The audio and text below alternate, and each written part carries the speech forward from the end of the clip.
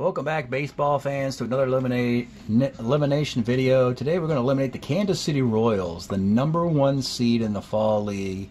Had the best overall record, won every series, and then things went terribly wrong in the American League Divisional Series against Baltimore as Baltimore's bats woke up from a 2-year slumber and knocked around the top 3 pitchers in Kansas City, and the Royal offense was kind of starstruck with that Baltimore pitching staff. George Brett was magnificent, of course, but the rest of the team could not keep up with him. Let's start right there, at the very top line. Your most valuable player, George Brett. 33 baseball games, including those last painful losses, those 3 painful losses to Baltimore. He hits .429, 12 homers, and 41 RBI, 18 doubles, 60 hits. There's not much more you can do. This George Brett card I've played many, many times. It's never hit 400 for me. Has now. I think I had a 370 year from him once, a 352 year from him once, but it wasn't just him, really. Willie Higgins did a nice job. Otis, Cowens, Wathan. The team hit .295. The offense was there in the regular season. Pitching, Quisenberry did a dependable job closing the games out. 11 saves of their 20 wins. Starting pitching, Dennis Leonard led the league in wins, but his overall pitching performance wasn't that good. He was the beneficiary of so much offense. 442, 166 isn't nothing to write home about. Gura, 5-4, 390. Splitter, 5-2, 381. Pretty ordinary pitching that failed in the divisional round of the playoffs, and they're gone. One and done. This is going to happen more in the Fall League because of the format.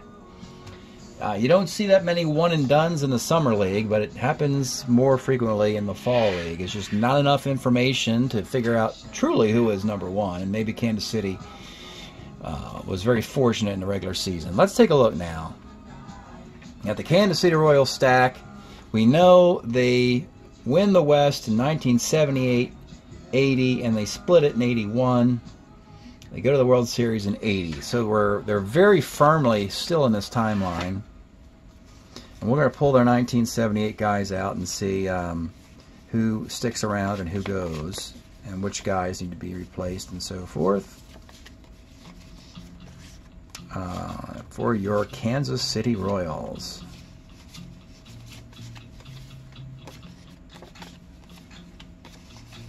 Okay, and there we are, I believe. Yes, we should have 8 guys here. Okay, here are your 8 Kansas City Royals. You can see there are some guys who continue on and some guys who don't need to continue on at all. It's a mixed bag, as you would expect. We got to keep 4 of those guys. But who is coming back to defend that #1 seeding in the American League? Looks like 7 hitters. Yeah, 7 hitters, 5 pitchers. So Wathan, Pruitt can also catch. He can DH, play everywhere. Good bat, by the way. That's 302 hitter. Yeah. Wathan can also be versatile, catch first and outfield. You've got a couple infielders here. You have Brett at third. This Wagner card is good enough. A 318 shortstop at 274. You also have U.L. Washington somewhere. Oh, his card is going to be up. Then you got Akins, can platoon at first with Pruitt or play first.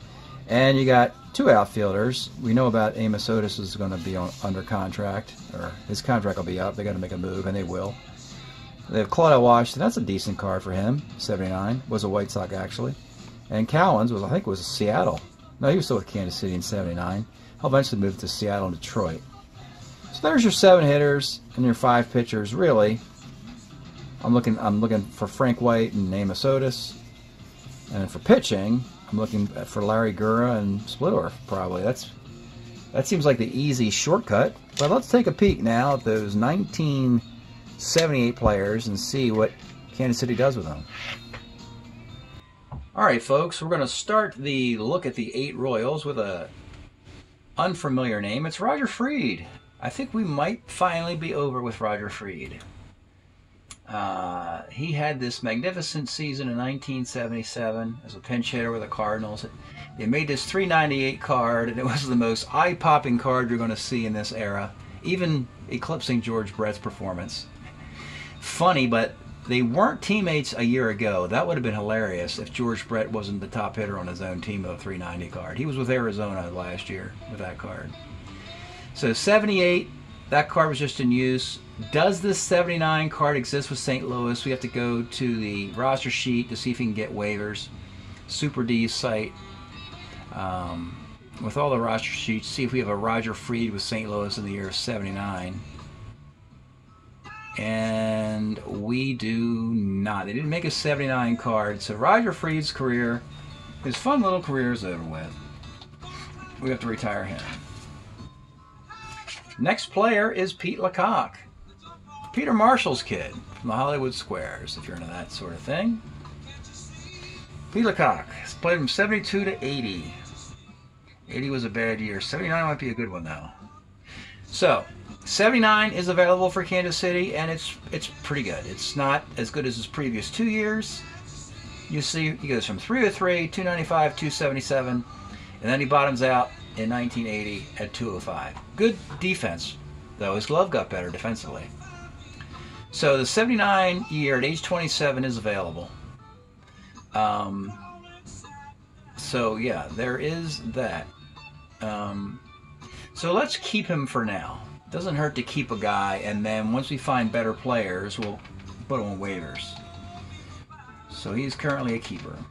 And if you're following the series, column 1, the blue column, is for keepers. When you put a guy on waivers, you put him in column 2, and retired guys are over here. The dollar amounts, $10,000 is the value of a keeper, $100 for a waiver guy, and $1 for a retired guy. And you get a grand total here that will actually help count how many players are in each category. Next guy, Amos Otis. His path to staying in Kansas City was enabled by a trade of Willie Wilson. So Wilson's not hanging over Otis to move into center field. So he can continue playing there. He's got another dynamite year in 79. And then 80 and 80, he plays all the way through to 83. And then he has this 1 year in Pittsburgh. We could make him a lifetime Royal. And we will. I think we're going to do it that way. Just let him run the whole card out with the Royals and have him be in center field. So Amos Otis will start his career and end his career in center field for Kansas City, and it will last over a decade. Ewell Washington. Oh, a nice card coming up on the horizon. How many U? Is it U.L? Aw, if you type in U.L. you don't get anything. How about just UL like in one? No? I don't know how we're going to find this guy. Ewell Washington. Oh, there he is. There's the key. Uppercase, no dots. Let's try that, just for fun.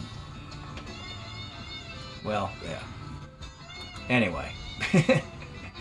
UL had a couple nice years with Kansas City. Would play that 80 World Series. 82 was a big year. He had 286. Big year for him in 82. And that's a 750 OPS. That's the car we want, really. So for UL Washington, he's a keeper, folks. He need shortstop with that amount of production. Very valuable. And we're going to put 82 in the note column as a reminder. That's what you want. All right, Frank White. This is a no-brainer as well. He'll play his whole career with the Royals. 73 to 90. Yeah, it's no-brainer material, of course. He also has a big 82. So, yeah, both guys that would be 4-year contracts for each guy. Your double play combo, Frank White and Ewell Washington, that would lock up Kansas City with a dynamite double play combination for 4 years. One's a switch hitter, one's right-handed. That's perfect. Remember Whitaker and Trammell, and they were magnificent. But in just a short sample size, we got another version of Whitaker and Trammell with Frank White and Ewell Washington, at least for years 79 through 82.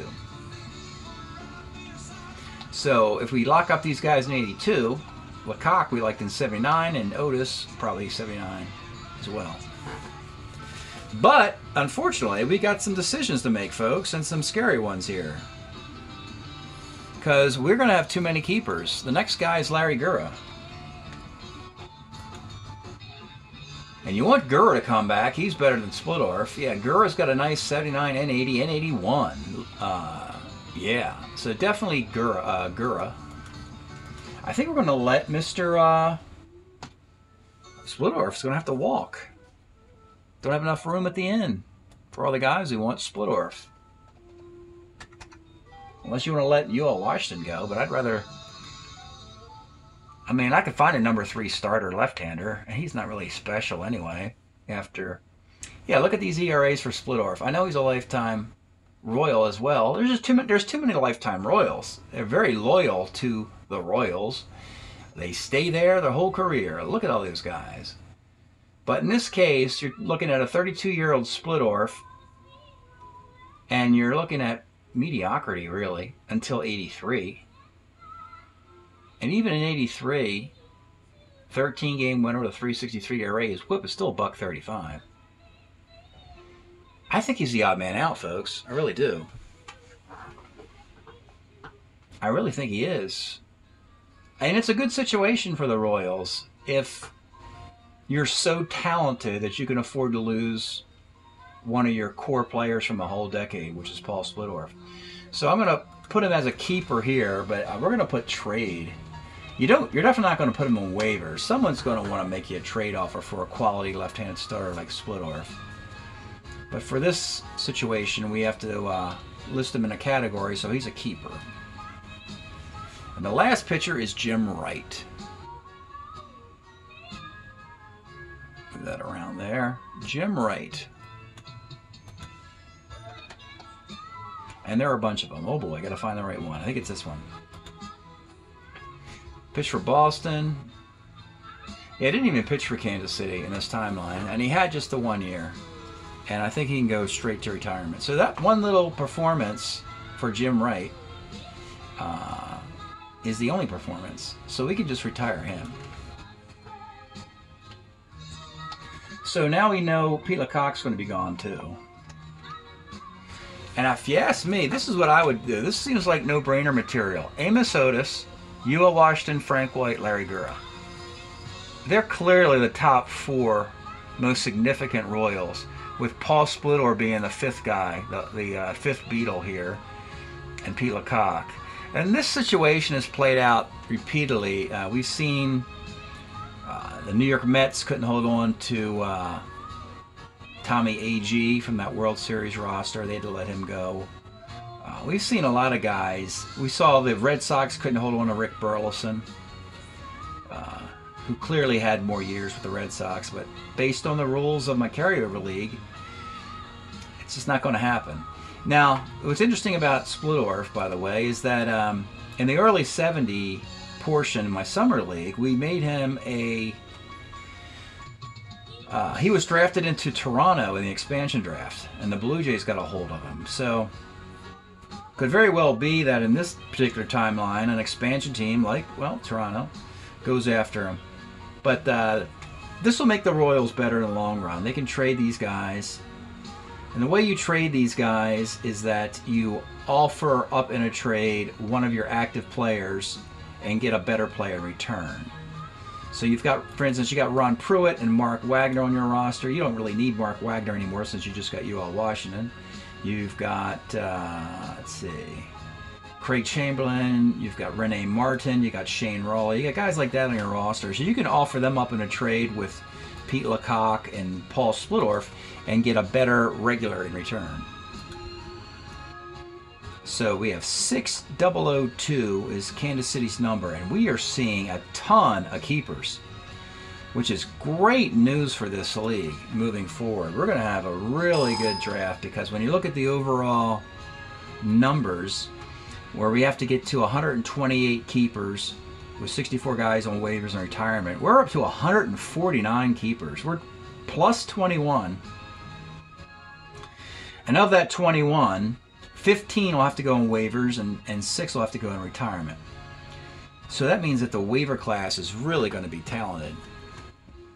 And it could very well be that Kansas City, they might make the phone calls, but maybe nobody goes after Splittorf or Lecoq, and they got to put them on waivers. That would be disappointing, but that is also a possibility. All right, folks, thanks for checking out this Eliminating the Kansas City Royals video. We'll see you next time.